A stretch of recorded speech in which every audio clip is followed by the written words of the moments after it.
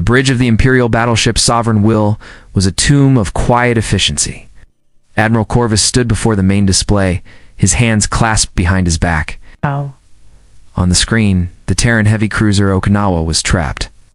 A glowing net of gravity anchors held it fast, its engines dark. 3 Imperial destroyers, the Swift Justice, the Righteous Fist, and the Dauntless, had it surrounded. It was a perfect capture. "Open a channel," Corvus ordered. His voice was flat. This was a standard operation. Young Lieutenant Cara Vance worked her console. "Channel open, sir." Corvus faced the screen. "Terran vessel Okinawa. This is Admiral Corvus of the Imperial battleship Sovereign Will. Your situation is hopeless. Cut your engines and prepare to be boarded. You have my word you will be treated according to the rules of war." The static on the screen cleared. The face of the Terran captain appeared. He was an older man with close-cropped gray hair. His name was Frank Cobb. He was not sweating. He was not angry. He was smiling. It was a small, cold smile that did not touch his eyes. "We don't do surrenders," Cobb said. His voice was calm, like a man discussing the weather. Then his image vanished. The Okinawa's main engine core flared to life, a brilliant suicidal white. But the ship didn't try to run. It didn't fire a weapon. It moved. With a deafening roar that was silent in the vacuum, the Okinawa used its own detonation as a catapult. The force of the blast shattered its hull and sent the mangled 1,000-meter-long prow spearing forward. It was not aimed at the Sovereign Will. It was aimed at the lead destroyer, the Swift Justice. On the bridge of the Sovereign Will, everyone watched, frozen. The chunk of twisted metal and broken decks moved with horrifying speed. It slammed into the bridge section of the Swift Justice. Metal screamed without sound. Destroyer's lights flickered and died. It was a kill, a brutal, physical, insane kill. "Report," Corvus barked. His composure cracked. Cara Vance's hands flew over her console, her face pale. "The Okinawa is destroyed. The Swift Justice. Total loss of life on the command deck. They're dead." "Why?" Corvus muttered, staring at the debris cloud. "It was a clean victory. They had a choice, sir," Vance said, her voice unsteady. "I'm reviewing the data stream from the Okinawa. It was broadcasting until the moment of impact. It's not tactical data, it's biological. Captain Cobb's vital signs," and Vance looked up, her eyes wide with a confusion that was close to fear. There was no spike, no adrenaline, no elevated heart rate. His pulse was steady at 60 beats per minute. Right up until he killed himself, and 500 of our people. He was calm. Corvus waved a dismissive hand. "A fluke. A malfunction in the readings, or the man was on drugs. They're savages, but they are still human." Just then, an alert chimed on a nearby console. A junior officer spoke up. "Admiral Roll. Salvage team is bringing wreckage into Bay 4. They found something." "What?" The officer swallowed. "Single escape pod. Armored. It was jettisoned right before the core breach. The occupant is in cryosleep. Identify the pod," Corvus ordered. The officer tapped his screen. He looked up, his face a mask of disbelief. "Transponder identifies the occupant as Captain Frank Cobb, sir. The man who had just smiled and killed himself was now sleeping in their hangar bay." The armored cryopod sat in the center of the Maxim security brig. Frost coated its small window. Frank Cobb was inside, frozen and still. 2 guards in full combat armor stood watch, their rifles held tight. The air in the room was cold. Lieutenant Cara Vance stood on the other side of the energy barrier. Admiral Corvus stood beside her, his arms crossed. "He has not spoken?" Corvus asked. "No, sir," one guard replied. "He's been awake for an hour. He just sits. He watches." On the other side of the barrier, Cobb sat on the bare metal bench. He wore a plain gray prisoner uniform. His hands were folded in his lap. His eyes were open, moving slowly around the room.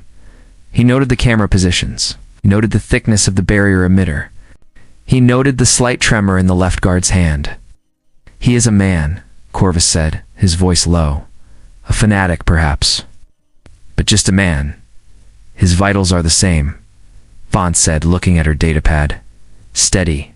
No change." "It's not natural. Talk to him," Corvus ordered. "Get something. Anything." Vance took a step forward. She activated the intercom. "Captain Cobb, I am Lieutenant Vance. Can you hear me?" Cobb's eyes shifted to her. They were a flat, dark gray. He did not nod. "Why did you do it?" she asked. "Why destroy your ship? Why kill your crew?" Cobb was silent for a long moment. Then he spoke.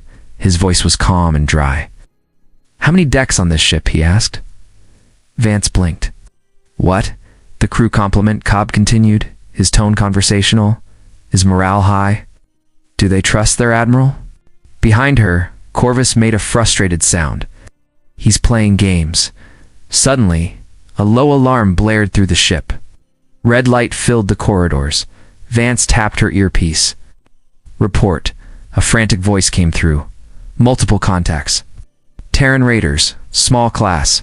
They are hitting our supply depot near the gas giant. It's a full assault." On the bridge display, icons flashed. 3 Terran ships, moving at impossible speeds, slammed into the Imperial depot. They took heavy fire. One exploded immediately. The second was torn apart. The third crippled a supply hauler before it too was destroyed. "They gained nothing," Corvus said, staring at the tactical screen. "They sacrificed 3 ships for 1 hauler. It's madness." Vance looked from the screen to the man in the cell. Cobb was watching the red alert lights flash on the ceiling. A faint, almost invisible smile touched his lips. A cold feeling settled in Vance's stomach. She pulled up the fleet logs. She cross-referenced the attack vectors, the timing. Her blood ran cold. "Sir," she said, her voice tight. "These attacks are not to win. Look." She showed her datapad to Corvus. "The angles of approach, the debris patterns. They are creating a sensor shadow, a blind spot. They are using the chaos to hide something." "Hide what?" "Small craft," Vance whispered. "Single pilot insertion pods. They are not attacking us. They are delivering something." She pointed a shaking finger at Cobb. "He wasn't the captain of that ship. He was the cargo. His suicide was the delivery system." The alarm stopped as the red lights died. For a moment, there was only silence in the brig. Then a new, sharper alarm cut through the ship. This one was a piercing wail. The sound of an internal security breach. The 2 guards in front of the cell stiffened. They raised their rifles. The energy barrier flickered once, then died completely. The cell door was open. Frank Cobb stood up. He did not run. He walked out of the cell. The left guard fired. Cobb moved like water. He sidestepped the energy burst, grabbed the rifle barrel, and twisted. The guard's neck snapped with a loud crack. The second guard got off one shot that scorched the wall. Cobb drove the heel of his hand into the man's throat, crushing his windpipe. The guard fell, choking. Cobb picked up a rifle. Did not look at Vance or Corvus. He walked to the brig's exit, stopped at the door, and looked back at the security camera in the corner. He spoke clearly into the air. "The harvest begins now." The piercing alarm did not stop. A red light bathed the corridors of the Sovereign Will. Frank Cobb moved with a hunter's grace. He was not running. He walked with purpose. The stolen rifle held loosely. Admiral Corvus's voice boomed over the ship-wide comm. "All security teams. Target is 1 male Frank Cobb. He is armed and extremely dangerous. Use lethal force. I want him contained in Sector 7. Squadrons of armored soldiers rushed through the narrow hallways. Their boots pounded on the metal grates. They set up barricades. They sealed bulkhead doors. Cobb did not try to fight them. He moved like a ghost. He used maintenance shafts and ventilation ducts. He was not heading for the escape pods. He was not trying to get to the bridge. He had a different target. Caravans ran to the security control room. Her heart hammered in her chest. She pulled up a schematic of the ship. She watched Cobb's progress on the internal sensors. He was a blinking red dot, moving through the blue lines of the ship's layout. "He's in the life support sector," she said into her comm, her voice tight. "He's going for environmental control." "Why?" Corvus's voice crackled back. "He can't vent the whole ship. The safeties would stop him." On the screen, Vance watched the red dot stop at a primary control node. A squad of 4 security officers closed in from 2 sides. They had him cornered. The audio feed from the corridor filled the control room. They heard the squad leader yell, "Target sighted, open fire." There was a burst of energy weapons, then a sharp cry, then another. The sounds were short and wet, then silence. The red dot began to move again. Vance pulled up the internal camera feed for that corridor. The 4 soldiers were dead on the floor. Their armor was cracked open. Cobb had killed them in seconds. He was now at the life support panel. His fingers flew over the controls. A new alarm sounded. A cold, automated voice spoke. Warning. Atmospheric integrity compromised. Deck 9, Section Beta. Emergency containment doors activated. He's not venting the whole ship, Vance whispered, her blood turning to ice. She pulled up the crew manifest for Deck 9, Section Beta. It was a barracks deck, mostly junior engineers and logistics staff. The internal sensors showed the atmosphere on that deck dropped to 0 in under 10 seconds. Every person in that section was dead. Hundreds of them.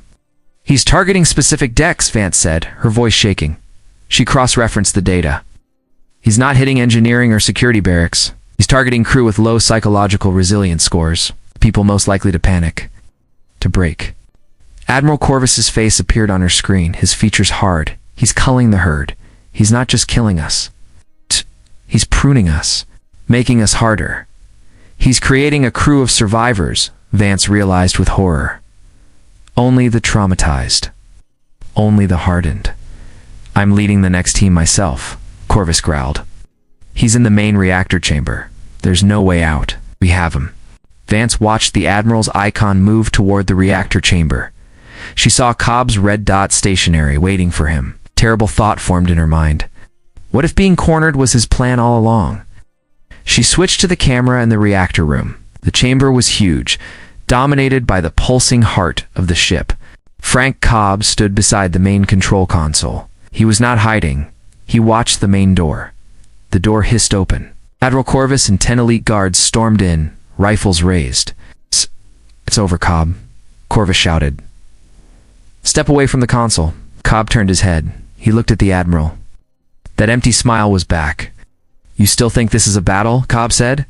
Then he turned and slammed his fist down on the console. But he did not hit the reactor controls. He hit the communications panel. A power surge flared through the system. Every light on the ship flickered.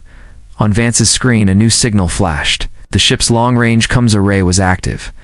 All auxiliary power was being routed to it, was broadcasting a single, repeating data burst. The signal was aimed deep into Terran space. The message was only 3 words. Vance read them on her screen. The crop is ripe. It's in the reapers. The Imperial fleet scrambled. For 12 hours, they hunted for the Terran ship they knew was coming. Fighters patrolled. Gunships scanned the void. The tension on the Sovereign Will was a physical weight. They found nothing. Then, a single contact appeared on the edge of their sensor range. It was small, made no aggressive moves. It did not try to hide. It simply moved toward the flagship at a steady, calm speed. Admiral Corvus stood on his bridge, his face a mask of tired anger. What is it? It's a courier ship, sir, a sensor officer reported. No weapon signatures. Its transponder identifies it as a diplomatic vessel. It's hailing us. A diplomatic ship. After the slaughter. After Cobb's message. It made no sense. Let it dock, Corvus ordered, his voice low. But if it so much as twitches, blow it to dust. The small, sleek ship connected to the Sovereign Will's main airlock. The process was silent and precise. The bridge crew watched, holding their breath. The airlock light turned green. The inner door hissed open. A woman walked onto the flagship. She was of average height, with sharp features and dark hair pulled into a tight bun. She wore a crisp, clean Terran diplomatic uniform. She carried no weapon. Her hands were empty. Her name was Helen Shaw. She was escorted to the briefing room under heavy guard. Admiral Corvus, Lieutenant Vance, and 4 armed soldiers waited for her.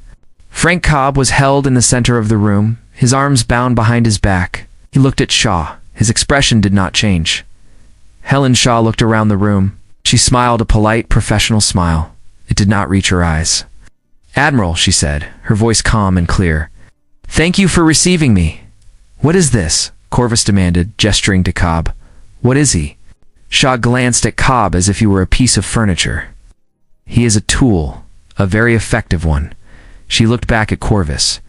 You operate on an old model? You believe war is fought by armies? By men with fear and pride and something to lose? She took a slow step forward.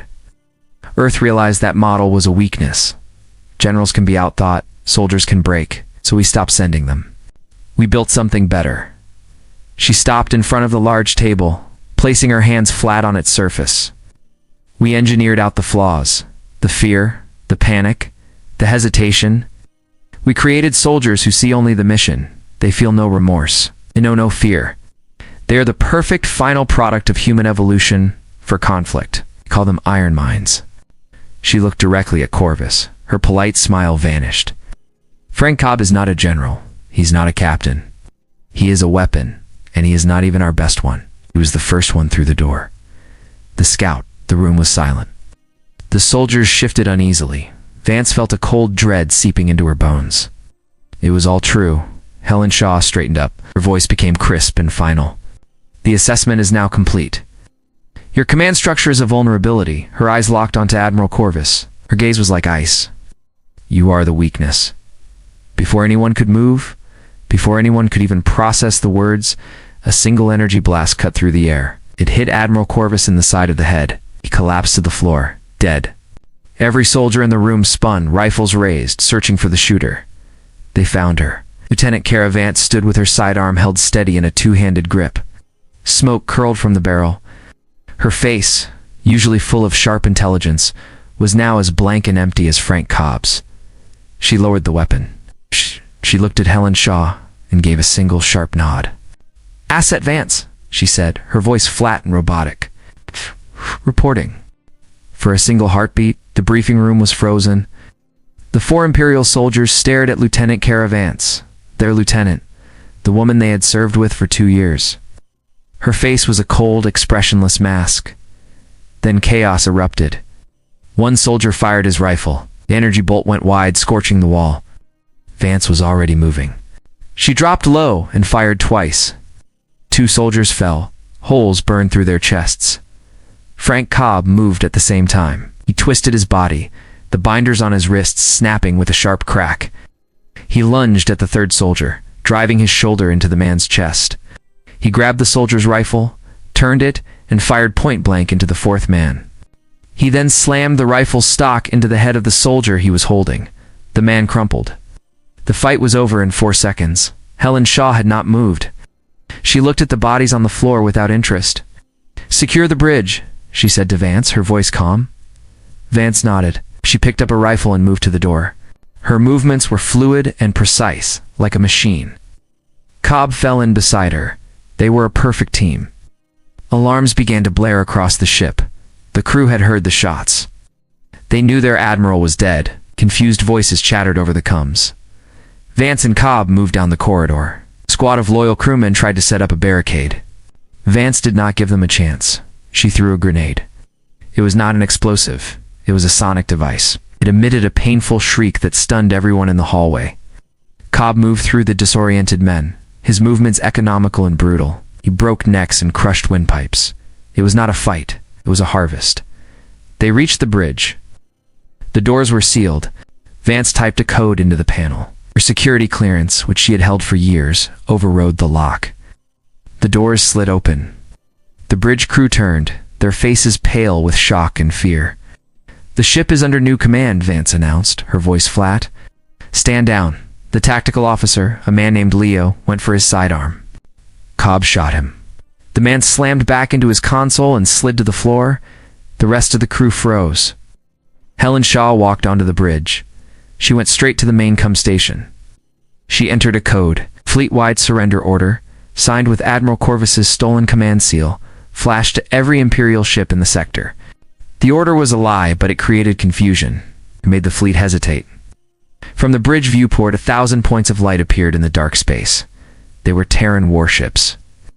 Their hulls were scarred and ugly, built for war, not for show. They moved into the confused Imperial formation like wolves among sheep. The final battle for the sector was not a battle, it was a slaughter. On the bridge of the Sovereign Will, it was quiet. Frank Cobb stood by the main display, watching the destruction. A stray energy blast from a dying Imperial destroyer hit the flagship's hull. The ship shuddered violently. A piece of ceiling plating broke loose and fell, striking Cobb in the chest. He fell to the floor, A dark red stain spread across his gray uniform. He did not cry out. He did not look scared. He looked at the display, at the winning battle. Then he closed his eyes. His purpose was done. Helen Shaw walked over and looked down at his body for a moment. She felt nothing. She opened a channel to Earth Command. Her voice was calm and clear. The flagship is secured. The template is proven. The enemy's belief in our humanity was their critical flaw. She paused, watching as the last Imperial ships were torn apart. The Empire will break. From its bones we will build a garden of iron. She turned to Vance, who was standing at perfect attention, her empty eyes fixed forward. Prepare the next target, Shaw said. Vance nodded. The next target is ready.